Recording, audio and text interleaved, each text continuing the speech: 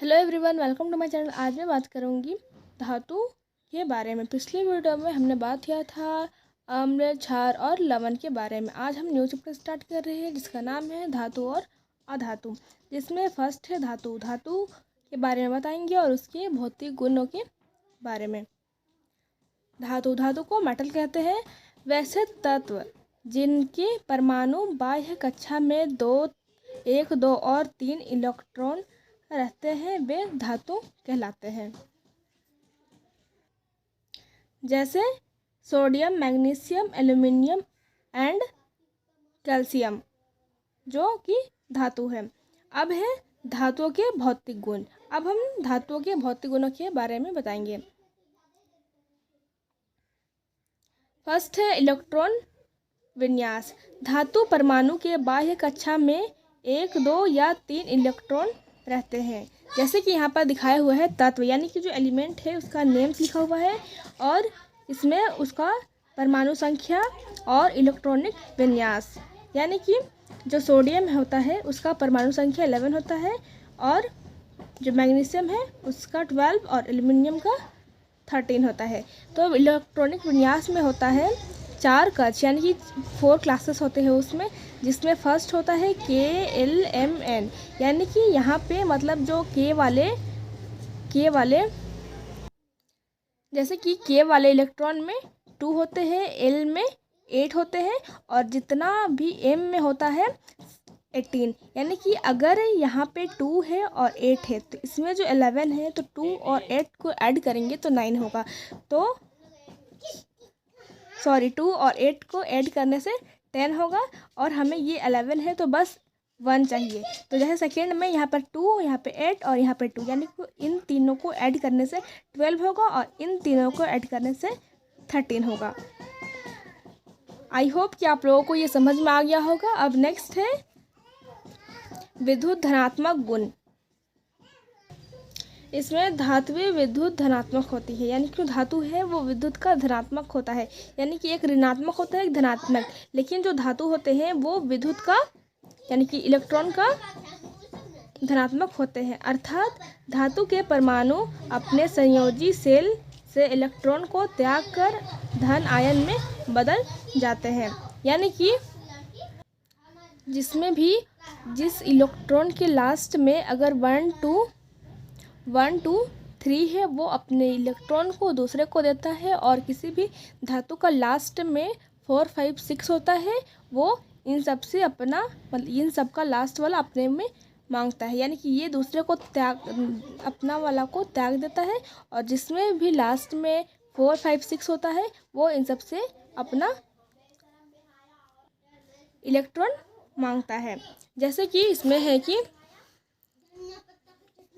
यहाँ पे है सोडियम, जिसका यहाँ पे हमने देखा था इसमें सोडियम का 11 होता है, जिसको हम लोग डिवाइड करने से 2, 8 और 1 में डिवाइड होता है। तो उसमें इसमें जो है 2, 8, 11 उसमें 1 को माइनस कर देने से, यानी कि इसमें जो लास्ट है वो 1 है। अभी हम बताएं कि जिसका लास्ट वाला कक्ष में अगर 1, 2, 3 होता है वो अपना वाला को त्याग कर दूसरे को देता है। यानी कि ये जो है 1 वो इसको त्याग कर और इसको दे रहा है, जिससे कि इसका सोडियम पॉजिटिव हो जा रहा है, यानी कि सोडियम प्लस में होता है। यानी कि यहाँ पर हम 1 लिख सकते हैं, लेकिन 1 को उतना ज़रूरी नहीं है लिखना, या 1 को नहीं भी लिख सकते हैं। जैसे कि नीचे में है कि जो कैल्शियम है उसमें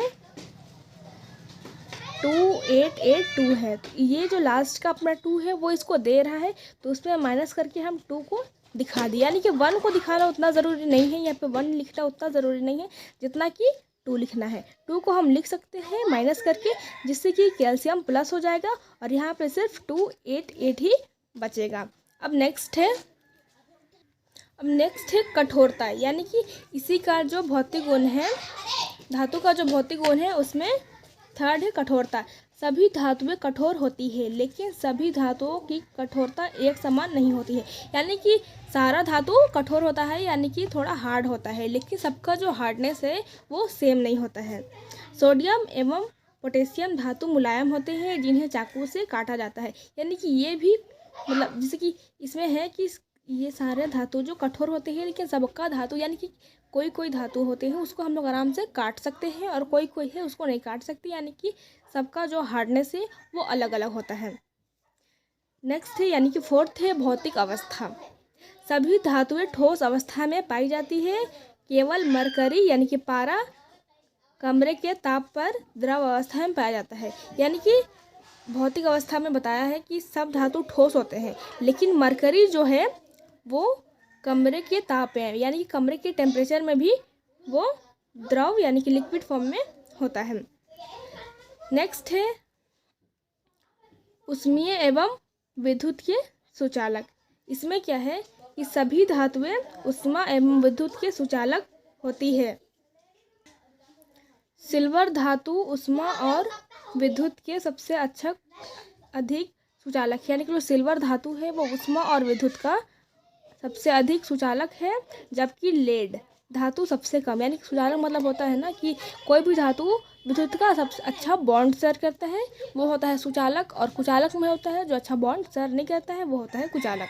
यानी कि इसमें यही है कि सिल्वर एक अच्छा सुचालक है सबसे अधिक, और लेड सबसे कम सुचालक है। एंड लास्ट है हम लोग का द्रवणांक एवं क्वथनांक। धातुओं के द्रवणांक एवं क्वथनांक उच्च होते हैं। सोडियम और पोटेशियम अपवाद है, क्योंकि ये निम्न ताप पर ही पिघल कर उबलने लगते हैं। गैलियम और सीजियम के द्रवणांक बहुत ही निम्न होते हैं। यानी कि जो धातु के क्वथनांक और यानी कि धातु है उसका द्रवणांक एवं क्वथनांक उच्च होते हैं। सोडियम और पोटेशियम अपवाद है, यानी कि सोडियम और पोटेशियम इसका अपोजिट है, क्योंकि ये निम्न ताप यानी कि कम हीट में ही पिघल कर उबलने लगता है। ये गैलियम और सीजियम के द्रवणांक बहुत ही निम्न होता है, यानी कि जो इसका द्रवणांक है वो निम्न होता है, यानी कि वो कम होता है। Thanks for watching.